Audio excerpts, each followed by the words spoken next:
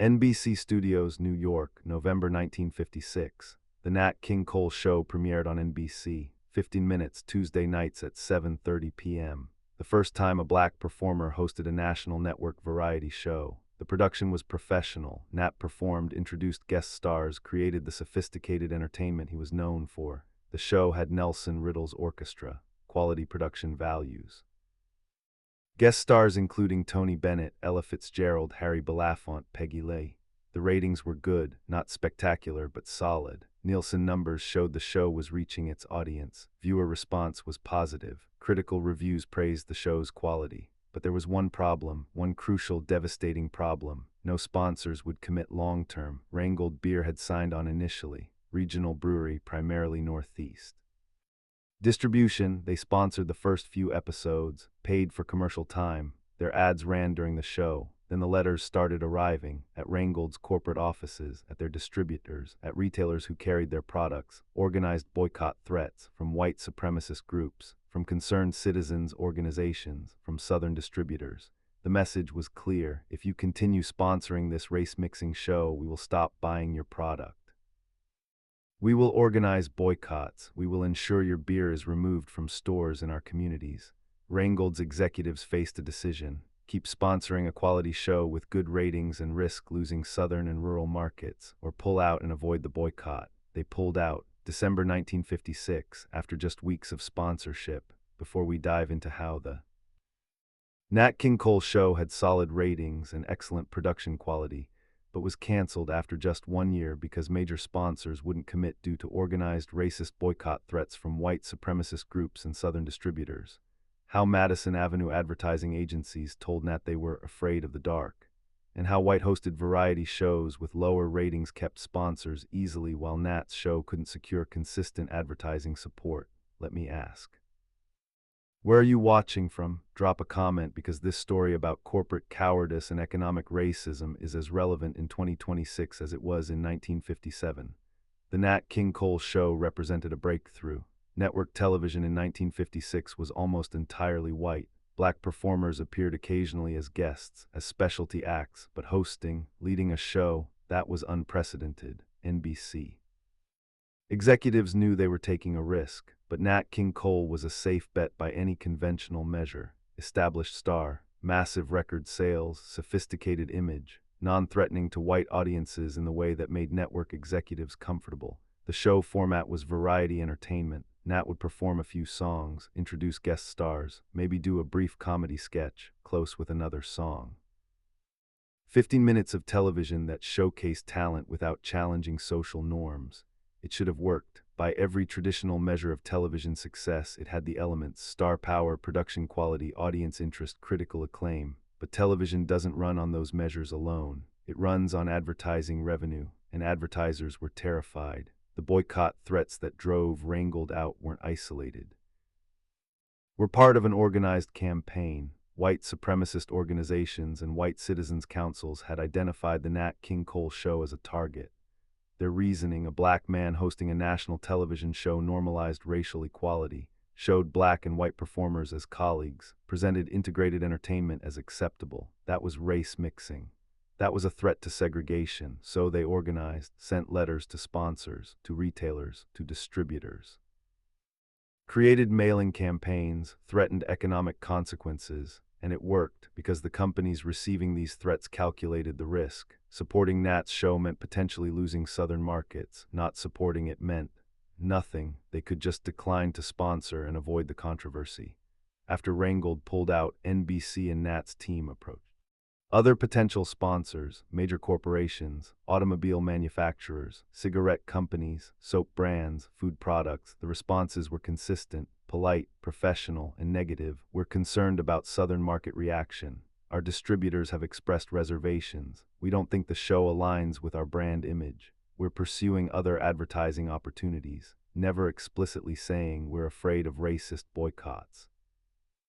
We value Southern customers more than supporting integrated television. We won't risk our profits for principle. But that's what it meant. Every polite decline, every concern about Southern markets, every brand alignment excuse. Madison Avenue advertising agencies became intermediaries. NBC would pitch the Nat King Cole Show to agencies. agencies would pitch to clients. Clients would decline, agencies would report back with sanitized explanations. Nat met with advertising executives directly, tried to understand the resistance, tried to find solutions. One executive was more honest than most, told Nat directly, "Madison Avenue is afraid of the dark." That quote, "Madison Avenue is afraid of the dark," captured the entire situation. Not that the show wasn't good enough, not that ratings were insufficient. Not that Nat wasn't talented or professional, but that the advertising industry was afraid of racist backlash, afraid of boycotts, afraid of controversy, afraid to support a black performer hosting a network show. NBC kept the show on the air through early 1957, extended it from 15 minutes to 30 minutes in July 1957, hoping the longer format would attract sponsors. It didn't. The network couldn't sustain a show without advertising revenue. They were essentially subsidizing it, hoping sponsors would eventually commit, but sponsors never did. September 1957, NBC canceled the Nat King Cole show, not because of ratings, not because of quality, not because of viewer disinterest, because advertisers wouldn't sponsor it, because organized racism had successfully pressured corporations to abandon the show. Because economic fear overcame any principles about integrated entertainment. Nat's final episode aired with quiet dignity. He performed, thanked viewers, didn't explicitly blame racism for the cancellation, though he'd been clear in private about what happened. The cancellation sent a message to the television industry: integrated programming is commercially risky. Black hosts can't secure sponsors. Don't try. This again, and the industry listened. It would be years before another black performer hosted a network variety show. The Nat King Cole show's failure, not artistic failure but commercial failure due to racist pressure, became a cautionary tale. The comparison with white-hosted variety shows was stark. Perry Como had a variety show, lower ratings than Nat's show in comparable time slots, fully sponsored, continued for years. Dinah Shore had a variety show, similar format to Nat's. Consistent sponsor support, no boycott threats, no Southern market concerns. Arthur Godfrey, Ed Sullivan, Steve Allen, white hosts with variety shows that had no trouble securing advertising, regardless of ratings fluctuations. The difference wasn't quality, wasn't ratings, wasn't format, was race. White hosts were commercially safe, black hosts were commercially risky. Sponsors would support white entertainment without fear. Supporting black entertainment meant potential boycott threats. The economics of racism were clear. The organized campaigns by white supremacist groups worked because corporations were vulnerable to them. A boycott threat in the South meant real financial risk, and companies chose to avoid that risk by not sponsoring Nat's show. Some advertisers might have genuinely supported integration, might have wanted to sponsor quality entertainment regardless of host's race, but they had shareholders, had Southern distributors, had retail partners in segregated markets, had economic pressures that made principle expensive. So they chose economic safety, chose not to sponsor, chose to let the Nat King Cole show fail commercially despite succeeding artistically. Show's production staff was frustrated. They'd created quality television. Guest stars wanted to appear. Viewers were watching, critics were positive, everything that should have mattered for television success was there, except sponsor revenue, which ultimately mattered more than anything else. Nat himself was deeply disappointed. He'd proven himself in music, in film, in live performance. Television should have been another success. He had the talent, the professionalism, the audience, but talent wasn't enough when advertisers were afraid. Maria Cole watched this unfold with anger, saw her husband create excellent television, saw the ratings prove audiences wanted it, saw sponsors decline anyway because of racist pressure. They weren't rejecting bad television, she later recalled. They were rejecting Nat, and they did it through economic pressure, not honest acknowledgement. At least the South was honest about segregation. The North pretended to be progressive while corporations made the same decisions for the same racist reasons. The boycott threats that drove sponsors away were documented. Letters existed. White Citizens Council communications, coordinated campaigns, but corporations could pretend the decision was economic, not racial. Southern market concerns sounded better than "we're afraid of racists." Brand alignment sounded better than "we won't support a black host." The language sanitized the racism, made it corporate, made it defensible as business decision rather than moral failure. NBC tried to frame the cancellation neutrally, issued statements about format changes and scheduling adjustments, didn't explicitly blame sponsor withdrawal, but industry insiders knew, television critics knew, Nat knew. The show was canceled because advertisers wouldn't support a black host, and advertisers wouldn't support him because organized racists had successfully weaponized economic pressure. The failure signaled to networks that integrated programming was commercially dangerous. Principle wouldn't overcome advertiser fear. White entertainment was safest. Black performers continued as guests and specialty acts, but hosting remained rare for years. Network executives saw clear economic logic. Why risk sponsor withdrawal for integration when all-white programming was commercially safer? Some entertainers and activists argued networks should lead on integration rather than follow advertiser fears, that commercial success shouldn't require racial homogeneity. But networks answered too. Shareholders and advertising revenue principle was nice, profit was necessary. The Nat King Cole show's cancellation became a case study in how economic pressure enforces social barriers. White supremacist groups couldn't legally ban the show, couldn't prevent NBC from airing it, but they could threaten sponsors, could organize boycotts, could create economic risk, and that risk was sufficient to end the show. That's more sophisticated than explicit censorship, more deniable, more defensible as business rather than bigotry. The sponsors who pulled out or declined to participate could claim they were just responding to market conditions. Southern distributors didn't want the association. Retailers had concerns. Customers might react negatively. All true, all economic justifications, all enabling racism while avoiding responsibility for it. Years later, some advertising executives expressed regret, acknowledged that the Nat King Cole show deserved sponsor support, admitted that fear of racist backlash drove decisions. But that acknowledgement came decades too late, after the show was long canceled, after the message was sent that black-hosted television was commercially risky, after years of television remained predominantly white. Nat King Cole never hosted another television show. He appeared as guest on other programs, did specials, but a regular variety show, that opportunity was gone. He died in 1965, 8 years after his show was canceled, never got a second chance at network television, never got to prove that given consistent sponsor support he could have succeeded long-term. The Nat King Cole show wasn't a failure, it was failed by an advertising industry that was, as Nat said, afraid of the dark, failed by corporations that chose Southern racist markets over national integrated audiences, failed by an economic system that made principle costly and cowardice profitable. The show had good ratings, had quality production, had star power, had everything except the one thing that mattered most in commercial television: sponsors willing to support it despite racist pressure. And without sponsors, nothing else mattered. Talent couldn't overcome economic fear. Excellence couldn't overcome organized racism. Success couldn't survive corporate cowardice. That's not a story about one television show. That's a story about how racism operated through economic mechanisms, how boycott threats enforced segregation more effectively than laws, how corporations enabled discrimination while maintaining plausible deniability. The Nat King Cole show, good ratings, canceled anyway, not because audiences didn't watch, because advertisers wouldn't pay, not because of quality, because of race. Madison Avenue was afraid of the dark, and that fear was more powerful than ratings, talent, or quality. That fear canceled a groundbreaking show and delayed integrated television for years.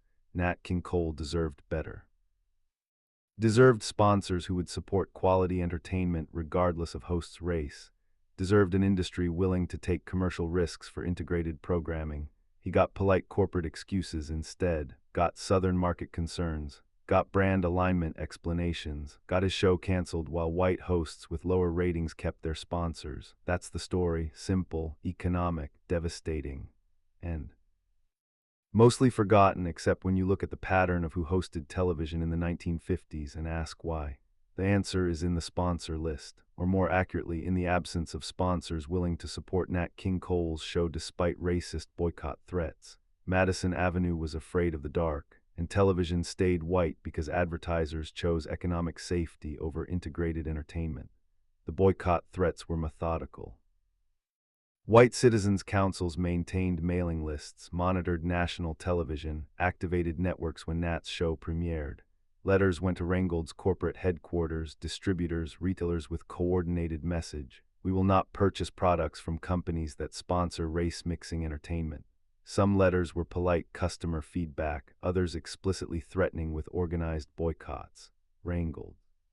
Executives received dozens, then hundreds from individuals, organizations, distributors. Reingold calculated risk. Southern markets weren't primary Northeast focused, but threats extended to border states and rural markets they couldn't afford to lose.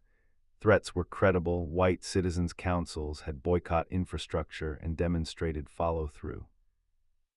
Reingold pulled out not because the show was unsuccessful or advertising wasn't working, but because continuing meant commercial risk they wouldn't take. Other companies learned from Reingold. If a beer company with limited Southern exposure couldn't weather pressure, companies with significant Southern markets, automobile manufacturers, cigarette companies, soap and food brands needing national reach, faced the same calculation. All answered no, not from individual racism, but because economic risk outweighed benefit. Systemic racism operates not through individual bigotry but structures making integration costly, segregation profitable. NBC executives tried solutions, promises to handle backlash, provide PR support, but couldn't overcome the fundamental problem. Organized racists credibly threatening economic consequences made sponsors avoid risk. Companies expressed sympathy with board concerns, distributor objections, shareholder worries, all translating to unwillingness to take commercial risk for integrated television. Nat tried being understanding. He'd faced racism throughout his career through segregated venues, discriminatory treatment, systematic barriers. But this was particularly frustrating because the show succeeded by conventional measures. The barrier wasn't quality, audience, or ratings, but corporate fear of racist backlash. The July 1957 extension to 30 minutes was a last attempt to attract sponsors with more commercial slots and value. It didn't help. The problem wasn't format, but that sponsors wouldn't commit regardless. By September 1957, NBC acknowledged reality. They couldn't sustain a show without advertising revenue. The show was canceled. Nat was professional publicly, thanked NBC and viewers, focused on positives. But privately he was clear. Madison Avenue is afraid of the dark, succinct, accurate damning. The phrase captured Northern corporate racism, not through explicit segregation laws or whites-only signs, but economic calculations making black performers commercially risky. The television industry absorbed the lesson. Integrated programming was commercially risky. Black hosts couldn't secure sponsors facing organized racist opposition. This shaped programming. For years, black performers appeared as guests, but hosting remained predominantly white, not from lack of talent or audience, but because television's commercial structure made staying white safer. The Nat King Cole Show proved you could have ratings, quality, and talent and still fail commercially without advertiser support. Advertisers wouldn't support integrated programming when organized racists threatened profits. Economic racism, more sophisticated than Jim Crow, more deniable, more defensible as business rather than bigotry, but equally effective at maintaining racial barriers.